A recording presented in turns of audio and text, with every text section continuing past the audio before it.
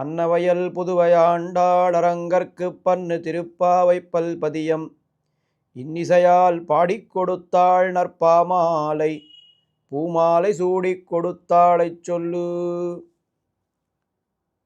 கோபிகா பாவனையிலே பாவை நோன்பை தொடங்கியிருக்கக்கூடிய ஆண்டாள் நேரே கண்ணபிரானுடைய திருமாளிகைக்கு செல்லாமல் கோபிகைகள் ஒவ்வொருவருடைய திருமாளிகைக்காக சென்று அவர்களை எழுப்புகின்ற அந்த கிரமத்தை 6வது பாசுரத்திலே தொடங்கி இருக்கிறாள். இன்றைய தினம் 7வது நாள் 7வது பாசுரத்தை நாம் அனுபவிக்க வேண்டும்.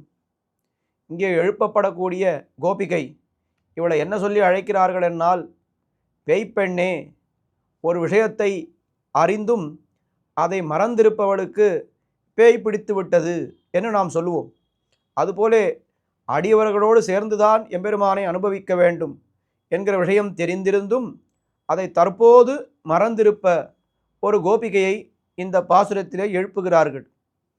கீசு கீசென்னெங்கும் ஆனைச்சாத்தன் கலந்து பேசின பேச்சரவங்கேட்டிலையோ பேய்ப்பெண்ணே, காசும் பிறப்பும் கலகலப்ப கைபேர்த்து வாச நறுங்குழலாய்ச்சியர் மத்தினால் ஓசைப்படுத்த தைரரவங்கேட்டிலையோ நாயகப் பெண் பிள்ளாய் நாராயணன் மூர்த்தி, கேசவனைப் பாடவும் நீ கேட்டே கிடத்தியோ, தேசமுடையாய் திரவேலோரெம்பாவாய்.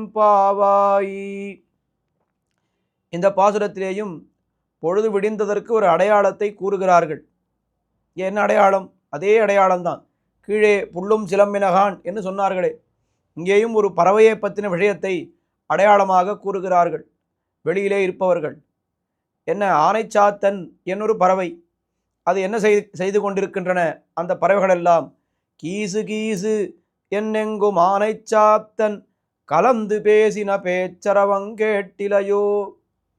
ஆனைச்சாத்தன் என்கிற பறவைகளெல்லாம் கூட்டமாக ஜோடி ஜோடியாக எல்லாம் எழுந்திருந்து அந்த கீசு கீசு என்று அந்த பறவைகள் செய்கின்ற ஒலி உன்னுடைய காதிலே விழவில்லையா என்று கேட்கிறார்கள்.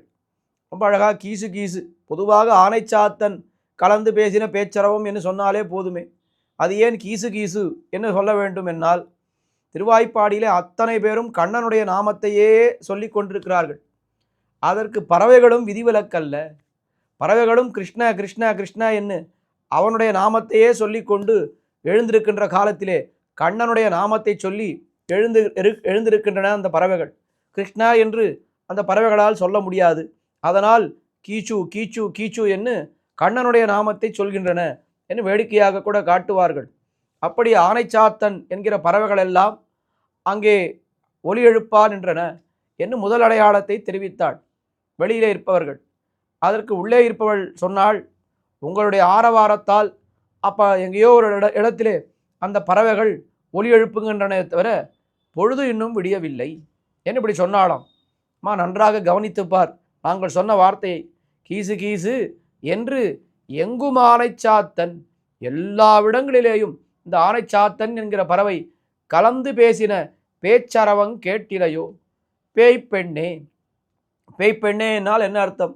ஒரு விஷயத்தை தெரிந்திருந்தும் அதை தற்போது மறந்திருப்பவள், அவருக்கு தான் பேய் பிடித்து விட்டது என்று நாம் சொல்லுவோம். அப்படி பேய்ப்பெண்ணே என்று சொன்னார்கள். சரி, இன்னொரு அடையாளம். காசும் பிறப்பும் கலகலப்ப கைபேர்த்து வாச நறுங்குழலாய்ச்சியர் மத்தினால் ஓசைப்படுத்த தைரவங் கேட்டிலையோ. காசும் பிறப்பும் கலகலப்ப, இந்த இடைப்பெண்கள் எல்லாரும் ஆபரணங்கள் அணிந்து கொண்டிருக்கிறார்கள். காசு, பிறப்பு, அச்சுத்தாலி, ஆமைத்தாலி என்று அந்த ஆபரணங்களுக்கெல்லாம் பேர்.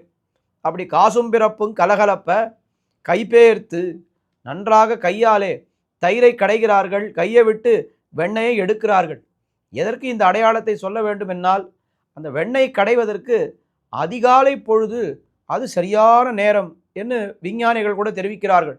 அந்த அதிகாலை பொழுதிலே இருக்கக்கூடிய சீதோஷ்ண நிலைக்கு தான் வெண்ணெய் நன்றாக தயிரிலிருந்து திரண்டு வருமாம். பகல் பொழுதிலே அங்கே வெயில் அதிகமாகிவிடும், அப்பொழுது வெண்ணெய் எடுக்க முடியாது, உருகிவிடும். இரவு பொழுதிலே வெண்ணெய் வராது, இந்த அதிகாலை நேரத்திலே வெண்ணெய் நன்றாக வரும்.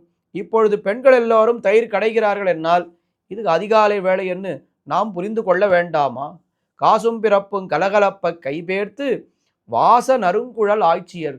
அப்படி அவர்கள் அந்த தயிர் கடைகின்ற காலத்திலே அவர்களுடைய கூந்தலெல்லாம் அவிழ்ந்து விழுகின்றன. அதிலிருந்து வரக்கூடிய பஞ்சலட்சம் பெண்கள் அத்தனை பேருடைய கூந்தலிலிருந்து வரக்கூடிய அந்த வாசமானது அது எங்கேயோ தேவலோகம் வரை அந்த வாசம் செல்கின்றன. வாச நறுங்குழல் ஆய்ச்சியர் மத்தினால் ஓசைப்படுத்த தைரவங் கேட்டிலையோ. பாரதத்தினுடைய தெற்கு பகுதியிலே இருக்கக்கூடிய தயிர் என்பது வேறு, வடக்கு பகுதியிலே இருக்கக்கூடிய தயிர் என்பது வேறு. வடக்கே நாம் போனால் தயிர் கெட்டியாக இருக்கும், அதிலே மத்தை இட்டு கடைவது என்பது கொஞ்சம் கடினமான காரியம்தான்.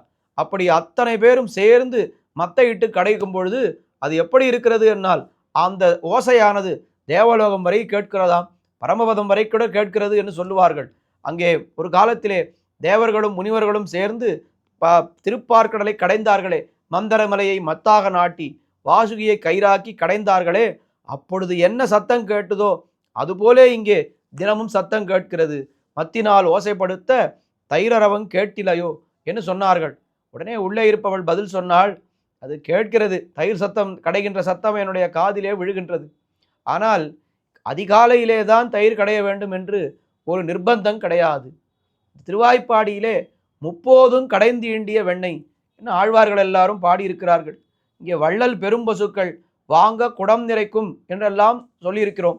அதனால் என்னன்னால், ஏதோ அதிகாலையிலே 1 மணி காலம் 2 மணி காலம் தயிர் கடைந்தால் அந்த நேரம் போதவே போதாது. 24 மணி காலமும் தயிர் கடைந்தால்தான் அத்தனை தயிரையும் நாம் கடைந்து வெண்ணெய் திரட்ட முடியும். அதனாலே இதை அடையாளமாக ஒப்புக்கொள்ள மாட்டேன் என்று உள்ளே இருப்பவள் சொல்லிவிட்டாளாம். அதற்கு உடனே வெளியிலே இருப்பவர்கள் என்ன சொன்னார்கள்? நாயக பெண் பிள்ளாய், நீ எங்களுக்கெல்லாம் தலைவியாயித்தே, அதனால்தான் நாங்கள் சொல்கின்ற வார்த்தையெல்லாம் உன்னுடைய காதுகளிலே விழாமல் நீ ஒவ்வொரு வார்த்தைக்கும் பதில் சொல்லி கொண்டிருக்கிறாய், மறுமாத்தம் சொல்லி கொண்டிருக்கிறாய் என்று அவளை பார்த்து சொன்னாளாம். உடனே உள்ளே இருப்பவள் சொன்னாள், நான் உங்களுக்கு தொண்டு செய்வதற்காக இருப்பவள், என்னை போய் நாயக பெண் பிள்ளாய் என்று சொல்கிறீர்களே என்ன உள்ளே இருப்பவள் சொன்னாளாம். உடனே வெளியிலே இருப்பவர்கள் என்ன சொன்னார்கள்?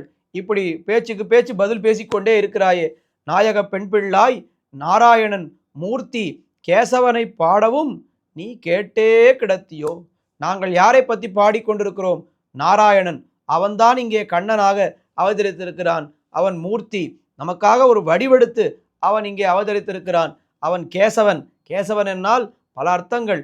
கேசி என்கிற அசுரனை கொன்னவன், கேசபாசங்கள் ரொம்ப அழகாக உடையவன், கேசவஹா கிளேச நாசனஹா என்று அடியவர்களுடைய துயரங்களை எல்லாம் போக்குபவன் என்று பல பல அர்த்தங்கள் அந்த கேசவ நாமத்திற்கு இருக்கின்றன. அப்படி கேசவனை பாடவும் நீ கேட்டே கிடத்தியோ. அவனை நாம் பாடிக்கொண்டிருக்கிறோம், ஆனால் நீ இன்னும் கேட்டு நீ உறங்கிக் கொண்டே இருக்கிறாய். நீ இப்படி இருக்கக்கூடாது, உடனே வந்து எங்களோடு கலக்க வேண்டும். தேசமுடையாய் திற, உன்னுடைய தேஜஸ் எல்லாம் அது ஏதோ அறைக்குள்ளே காட்டிலே எரித்த நிலா போலே ஒருவருக்கும் பிரயோஜனப்படாமல் உள்ளேயே கிடக்கிறது. அப்படி நீ காட்டிலே எரித்த நிலாவாக இல்லாமல் நாட்டிலே எரித்த நிலாவாக, இந்த நாட்டிலே விளங்கக்கூடிய நிலாவாக உன்னுடைய தேஜஸை எங்களுக்கு காட்ட வேண்டும், உன்னுடைய கதவை நீ திறக்க வேண்டும் என்று இந்த பாசுரத்திலே அந்த இரண்டாவதாக ஒரு கோபிகையை எழுப்புகிறார்கள். இந்த பாசுரத்திலே உணர்த்தப்படுகின்ற திவ்ய தேசம் அது திருவாய்ப்பாடி என்கிற திவ்ய தேசம். அது ரொம்ப அழகாக ஸ்பஷ்டமாக, பேய்ப்பெண்ணே காசும் பிறப்பும் கலகலப்ப கைபேர்த்து வாச நறுங்குழல் ஆட்சியர் மத்தினால் ஓசைப்படுத்த தைரரவங் கேட்டிலையோன்னு இந்த காட்சி திருவாய்ப்பாடியிலே தான் இந்த காட்சியை நாம் பார்க்க வேண்டும். நாளைக்கு நாம் திருவாய்ப்பாடிக்கு சென்றால் கூட ஆங்காங்கே அங்கே பல பேர் தயிர் கடைந்து கொண்டே இருப்பார்கள். திருவாய்ப்பாடிக்கு யாத்திரையாக போவர்கள் கூட என்ன செய்வார்கள், ஒரு இடத்திலே தயிரை வாங்கி அங்கே தயிரை கடைந்து அதிலிருந்து வெண்ணெய் திரட்டி ஏதாவது ஒரு கண்ணனுடைய திருக்கோயில் இருந்தால் அந்த கண்ணனுக்கு அமுது செய்து தாங்களும் அந்த பிரசாதமாக அதை ஸ்வீகரிப்பார்கள். திருவாய்ப்பாடியிலே நாள்தோறும் நடக்கக்கூடிய காட்சி அதை இந்த பாசுரத்திலே வர்ணித்திருக்கிறாள் ஆண்டாள். அதனால் இந்த பாசுரத்திலே நாம் அனுபவிக்கக்கூடிய திவ்ய தேசம் திருவாய்ப்பாடி என்கிற திவ்ய தேசம். தொடர்ந்து இணைந்திருங்கள். ஆண்டாள் திருவடிகளே சரணம்.